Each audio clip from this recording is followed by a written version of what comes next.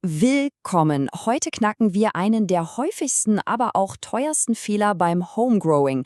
Ein Fehler, der viele von euch wahrscheinlich Ertrag kostet, ohne dass ihr es wisst. Aber keine Sorge, es gibt ein ganz einfaches Geheimnis, um das zu umgehen. Für gesündere Pflanzen und, ja, eine viel bessere Ernte. Also passt gut auf.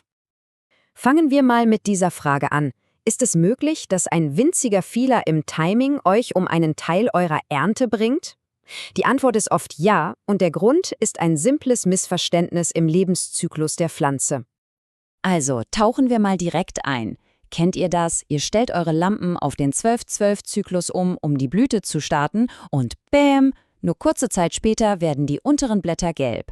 Das ist ein absoluter Klassiker und ein klares Zeichen für Stickstoffmangel. Und warum passiert das? Tja, weil viele von uns den Dünger genau dann umstellen, wenn sie auch das Licht umstellen. Das Problem ist nur, die Pflanze, die ist für diesen Wechsel noch überhaupt nicht bereit. Man nimmt ihr quasi das Essen weg, obwohl sie gerade einen riesigen Wachstumsschub vor sich hat. Um das Problem wirklich an der Wurzel zu packen, müssen wir verstehen, wann die Blüte denn wirklich anfängt. Und das führt uns direkt zu einem Mythos, der sich echt hartnäckig hält. Und hier seht ihr das Kernproblem schwarz auf weiß. Der Mythos, die Blüte startet mit dem Lichtschalter.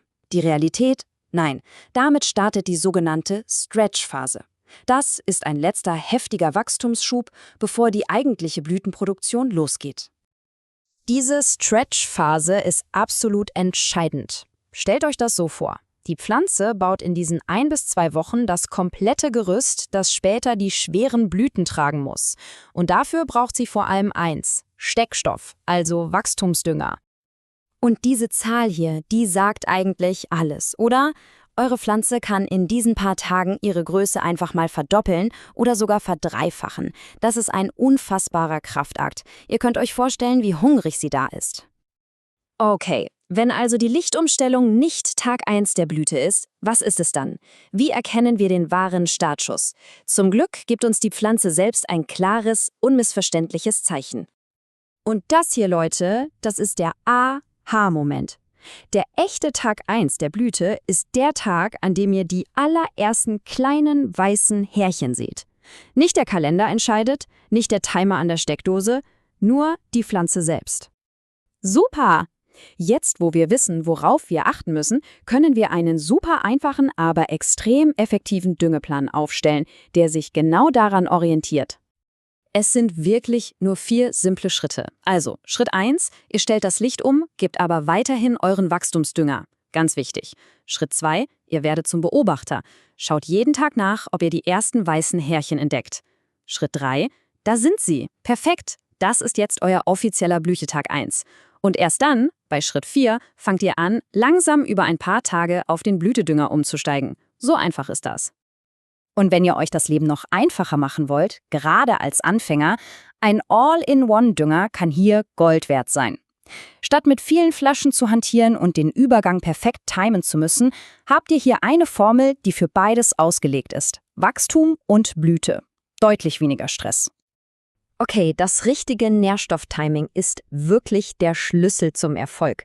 Aber um sicherzugehen, dass am Ende wirklich alles glatt läuft, schauen wir uns noch schnell 4 weitere typische Fallen an, in die man leicht tappen kann. Also, erstens, unterschätzt diesen Stretch nicht. Plant wirklich damit, dass eure Pflanze doppelt oder 3-mal so hoch wird, sonst gibt's Platzprobleme. Zweitens, weniger ist oft mehr. Kauft nicht jeden Zusatzstoff. Ein guter Basisdünger erledigt 95% der Arbeit. Drittens, vertraut nicht blind den Angaben vom Züchter. Jede Pflanze ist ein Individuum. Und viertens, spült am Ende nicht zu lange. Oft reichen ein paar Tage bis eine Woche. 2 Wochen können euren Ertrag sogar verringern. Und das bringt uns zum entscheidenden Punkt bei der Ernte: Holt euch eine Juwelierslupe. Ernsthaft, das ist die beste kleine Investition, die ihr machen könnt. Nur damit seht ihr die Trichome, diese kleinen Harzdrüsen, und könnt wirklich beurteilen, ob die Pflanze reif ist. Nämlich dann, wenn die meisten davon milchig trüb aussehen.